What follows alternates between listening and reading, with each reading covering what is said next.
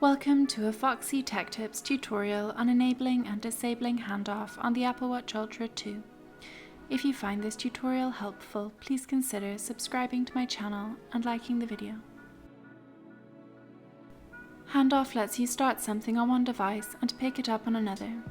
When you have an app open on your Apple Watch, you can find it in the app switcher of your iPhone. Press the digital crown to open the app menu.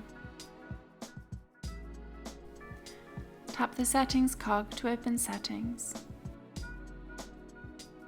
Scroll down Settings and select General.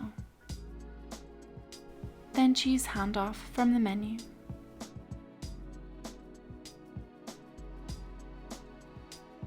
You can now tap the toggle to the right of Enable Handoff to enable and disable the setting. When the toggle is green, handoff is switched on, and when grey, it is switched off. And that draws an end to this tutorial.